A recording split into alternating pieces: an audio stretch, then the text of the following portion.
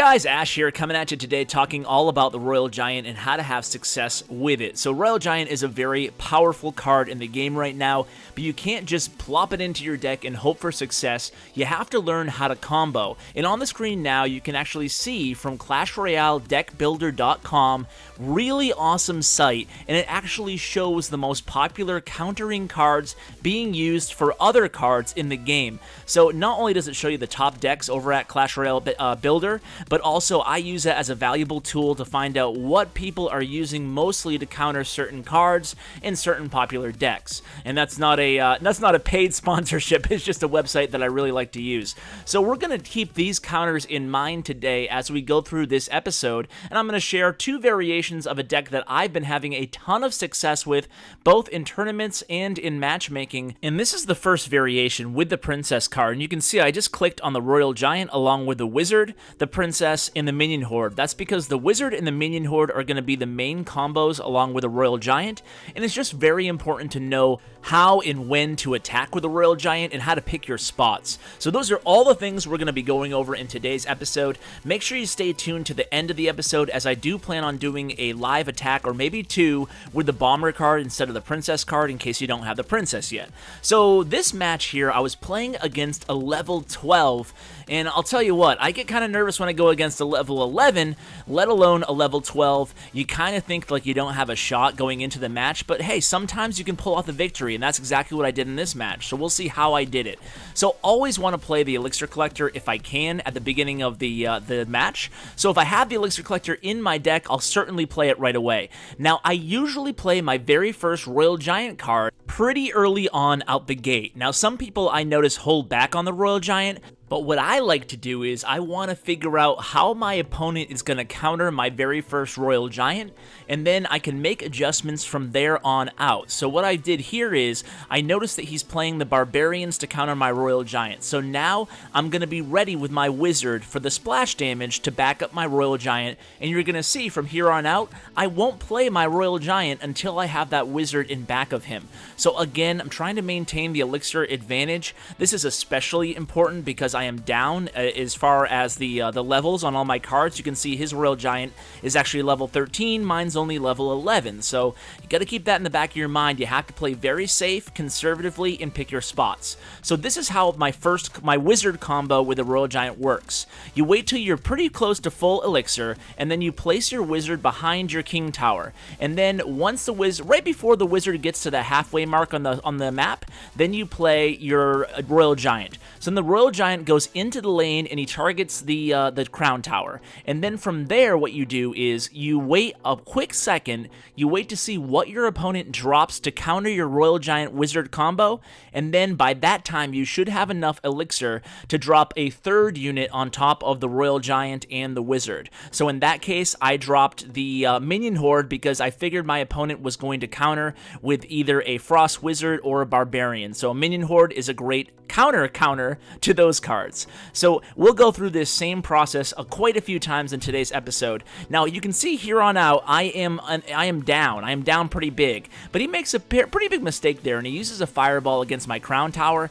Now I would not advocate doing that. He has the Zap spell, and you know what, when you have a tower down to 4 hit points, there's no need to waste a Fireball to take it out. You can take it out using a Zap spell later on in the match, or if you really have to towards the end of the match, you can use a Fireball, but there's no reason to do that with 45 seconds left on the clock was when he did it. So now we're going to go to overtime, it looks like. You can see that he just used his Fireball. I knew he didn't have it up, and I knew he didn't have any arrows, so I was quick to launch my Minion Horde in the right lane. That gave me a little bit of a damage on our tower's advantage, so now I'm just going to go ahead and get this same combo reloaded here because I know he has the Barbarians and the Ice Wizard. He doesn't have a Minion Horde, he only has minions. So what I do is I play, again, my Wizard, my Minion Horde, and here comes the Royale Giant. So here I have the combo again. I have Royale Giant, I have Wizard, and then I had my arrows up. I played the arrows a little bit preemptively, thinking that he might drop down those minions, but turns out didn't need them, and I picked up the win against a level 12, so pretty excited about that.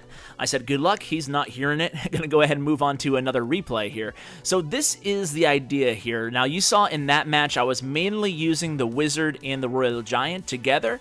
That's very difficult to counter because having applying that splash damage behind the Royal Giant brings me back to how I opened this episode, talking about ClashRoyaleDeckBuilder.com and talking about seeing the most popular counters for the Royal Giant. So you can see the top 2 counters for the Royal Giant are actually Skeleton Army and Minion Horde. So my arrows and my wizard are 2 awesome counters to those counters. So now we're at my second match here that we're going to share today. After this, we'll go ahead and do a live attack with the bomber instead of the princess. Now the princess, I should mention her a little bit.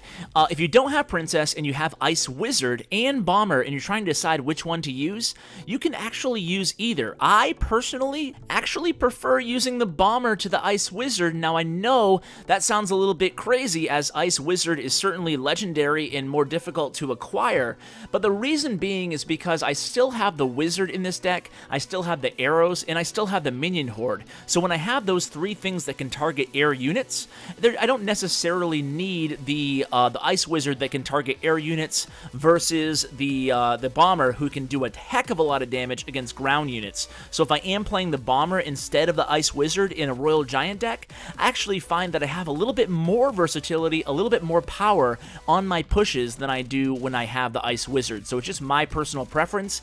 You can see on this match here, pay special attention to where I'm placing my cannon. So instead of placing it directly in the center of the map or a little bit to the left near the tower that he's attacking, I actually place it a little bit to the right. It just makes sure it is up close enough to the center mark of the map. And what that's going to do is make those troops travel a longer distance and also put them in range of my other tower at the same time. So always place that cannon a little bit farther up and a little bit farther to the opposite side of the tower that your enemy's going for. Now the big caveat to that is if you're going up against a hog and you need to get that cannon down ASAP because it's such a fast moving target that sometimes if you're too slow on that cannon, it will already lock onto your tower. So you can see that was a nice little push by me right there. I used the same combo, really. I used the Wizard, the Royal Giant, and the Princess, and I did a lot of damage to that left tower, putting us more even in terms of tower damage. Again, with the cannon placed a little bit to the right, you can see now my right tower can actually target both the Dark Prince and now the Giant, and I go ahead and I preemptively drop my Royal Giant because I knew I had enough elixir to drop the Minion Horde right afterwards. So my Royal Giant was able to get the rest of that damage done to that tower, and now for me, it's all I have to do is defend for 20 seconds and I'll pick up the W. So I'm going to use my arrows against the Princess. I'm going to make sure I stop anything from happening. If I have to, I'll go ahead and use my Elixir Collector to protect my left tower, and you can see right now it's just going to be a matter of time. 5 seconds left on the clock.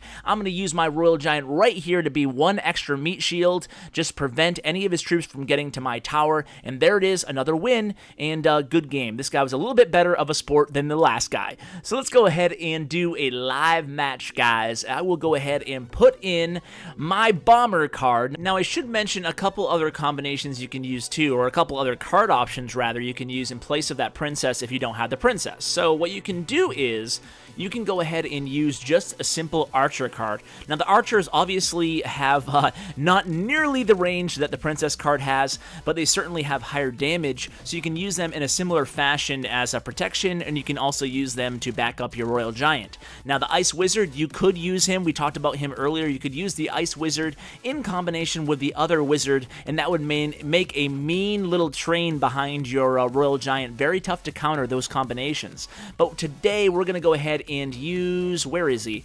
Let's use the Bomber. Obviously, he's at the top, Ash, not at the bottom. So let's go ahead and upgrade and use our Bomber card, and we're going to show just how effective he can be. Hopefully, I hope I don't lose, because that would be kind of weird if I was like, the Bomber's just as great as the Princess, guys, and then I get totally 3-crowned. But let's go, a level 11, so this might be difficult, but let's see what we can do here. I'm very confident with this deck, even with the Bomber card in here, because the Bomber has some utility that the Princess doesn't have. We have kind of a bad starting hand here. We don't have the Elixir Collector.